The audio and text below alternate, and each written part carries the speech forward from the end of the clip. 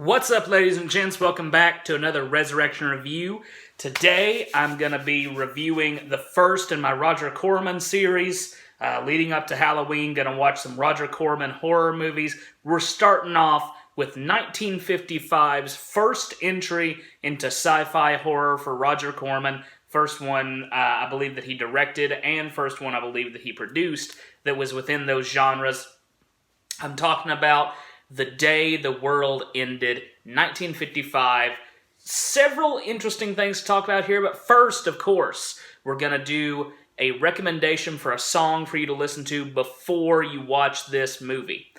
The one I'm going to do right now, because the movie sort of deals with nuclear holocaust themes, we're going to do a recommendation for a really great song by one of my favorite bands of all time, one of the great metal bands of the 1980s, and still going, Wasp. And that song is Headless Children. The Headless Children. Fantastic song. Starts off with some really interesting sort of string music, and then builds into a heavy guitar song with just fantastic lyrics. Really, really good song. I say definitely check it out. I say play it before this movie. You'll have a great experience all around. And in terms of something that you should consume during the movie, sometimes I want to give recommendations for that. I say a nice cola would work perfectly because of the 50s atmosphere and sort of this nuclear thing, because I think Coke will probably survive a nuclear holocaust. So let's go ahead and get started on the actual film. We're going to be talking, like I said, about The Day the World Ended. And the idea of this movie is that we have set off nuclear bombs and everything is destroyed. A lot of people seem to be either mutating or dying of radiation poisoning. Same thing sort of happening to animals. And we focus on this group of people in, I believe, sort of the California area. I'm not really sure exactly where this is supposed to be, but you've got these people all coming together in this sort of secret bunker. Not too secret, because honestly, I don't know if it's supposed to be a secret bunker, but this guy has it just right out in the middle of this big valley between two mountains. And I'm sure it's kind of hard to find, but at the same time, not exactly inaccessible. So you've got all these people coming together. You've got a couple of, a criminal, basically. It's kind of a gangster character, and his girlfriend come into this building. The people who are already there, specifically we're talking about this ex-scientist who worked on this type of nuclear stuff, and his daughter, who is old enough, she's of age, just to put that out there, because there's a lot of rape stuff that goes on with that movie, frankly, just to be right up front. The gangster guy basically wants to rape her. That's the thing. Wants to be with her, wants to have sex with her. That's a big thing in this movie. The next group of people, you get a geologist who shows up, knows a little bit about radiation as well. He's trying to save this one guy that's with him, and brings him in. Some good special makeup effects on this particular guy, by the way. Pretty good special effects for the time period, I think. Definitely, I mean, I'd say just exceptional, just really holds up for the stuff that's on this guy's face. He's all broken out, and he's got, like, veiny stuff going through. Really good special makeup effects on that guy. After that, we also get this old prospector. I don't know if prospectors were still doing their thing in the 1950s, but this guy is clearly a prospector. He's got a donkey with him named Diablo.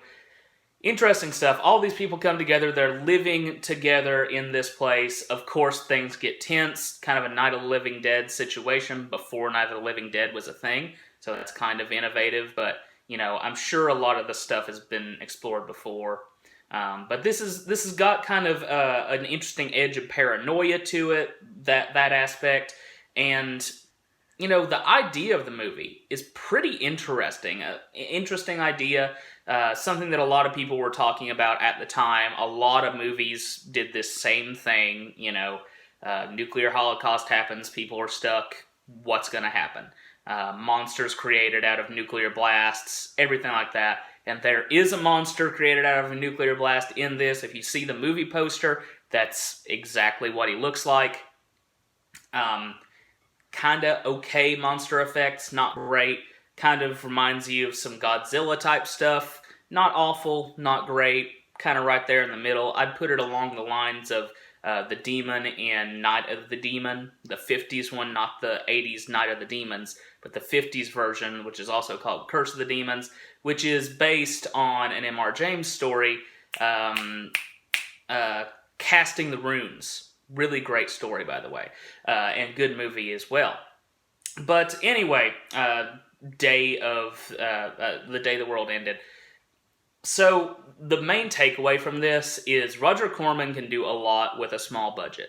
The movie looks great. It's got fairly good technical aspects to it. Editing's good, cinematography's good, fairly good lighting, some of which is a little weird, sometimes makes some characters look more ethnic than they probably are, because this is clearly a group of white people. There's mostly good technical qualities there. Good job to the cinematographer and the editor, and I would say Roger Corman definitely has a style that he likes to shoot in.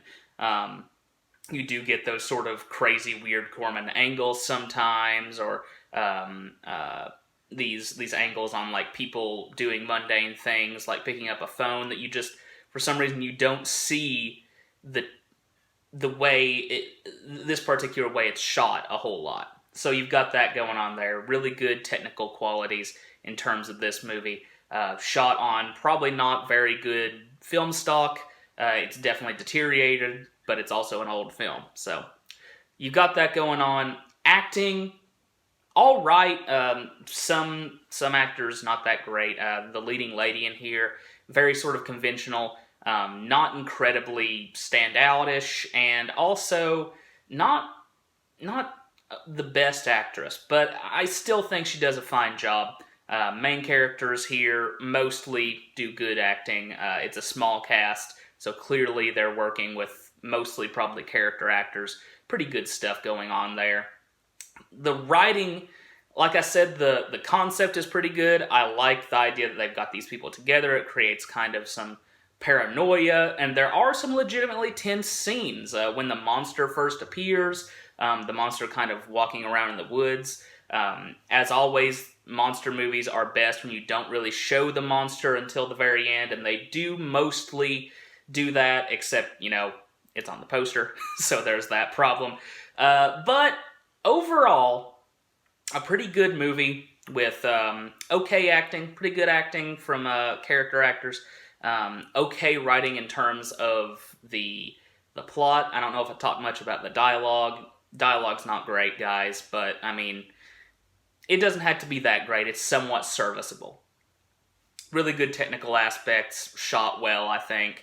And, honestly, I think it deserves a little bit more acclaim than it probably gets. IMDb has it, I think, at like a 5.4. Maybe it deserves a little bit higher, maybe 6, 6.5, something like that. Maybe I'm going a little bit high. At least a 6, I think, for this movie. So, I say check it out.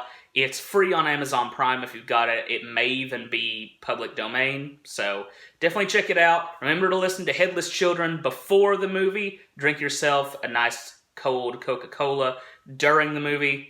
Nothing is sponsored here. You can tell I've got like 20-some-odd subscribers, so of course it's not sponsored. But thanks for watching. Rock on. If you like, subscribe. Talk to you later. I will be back with my review of The Pit and the Pendulum. Bye-bye.